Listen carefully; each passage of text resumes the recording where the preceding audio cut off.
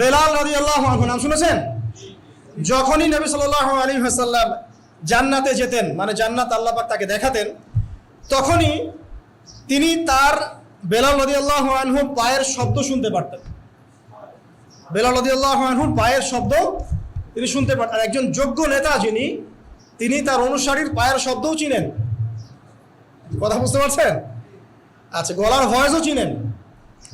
তো বেলাল রাদিয়াল্লাহু আনহুকে তিনি জিজ্ঞাসা করলেন, হে বেলাল, তুমি কি এমন আমল করো যার ফলশ্রুতিতে তুমি জান্নাতে আমার সামনে সামনে হাঁটছো? সুবহানাল্লাহ। কোন বেলাল? যিনি একজন কৃতদাস ছিলেন, নিগ্রো, কালো, দেখতে হয়তো আপনার আমার মতো সুন্দর না, তাই না? আফ্রিকান মানুষ, যাকে ওই যে রোদের মধ্যে শুয়ে পিটানো হয়েছিল, হয়নি? সেই বেলাল রাদিয়াল্লাহু আনহু।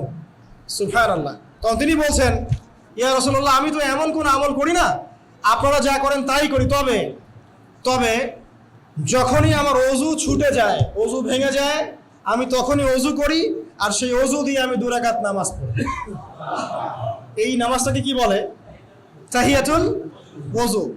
এই তাহিয়াতুল ওযুটা আমরা আদায় করার চেষ্টা করবো, আল্লাহ পাক তৌফিক দান করুন। আরেকটা আছে তাহিয়াতুল মসজিদ। দেখবেন অনেকেই মসজিদে আসি আমরা ধাপ করে বসে পড়ি, তাই না?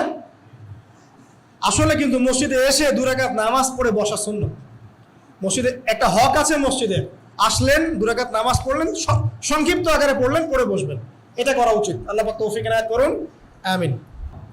বেশি থেকে বেশি তওবা করার চেষ্টা করা উচিত। আর তওবা মানে শুধু আস্তাগফিরুল্লাহ ওয়া আতুবু ইলাইহি পড়া নয়। তওবার 2টো ভাগ আছে। কবিরা গুনার জন্য একরকম তওবা, আর সগীরা গুনাহ এমনি এমনি মাফ হয়ে যায়। সগীরা গুনার জন্য একটা সগীরা গুনাহ হয়েছে, আপনি একটা ভালো কাজ করলেন, আগের গুনাহ মাফ।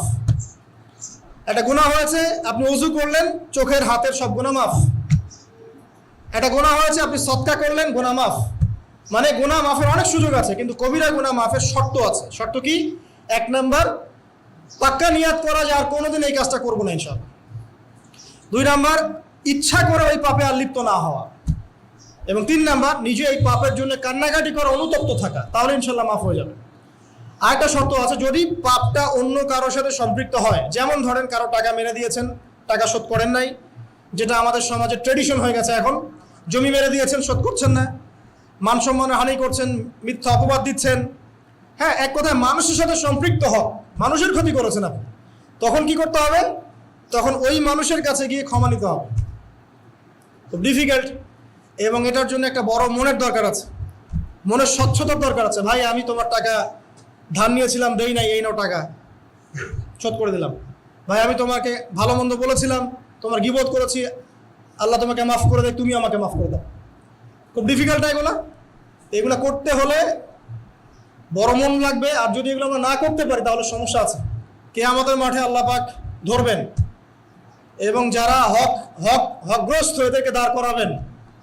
কিয়ামতের মাঠে নিজের নেকি তাকে দিয়ে ঋণ শোধ করতে হবে, অথবা তার গুনাহ নিজের আমল নামে নিয়ে ঋণ শোধ করতে হবে। কোনটা বেটার বলেন? দুনিয়াতে ছোট হওয়া না পরকালে ছোট হওয়া?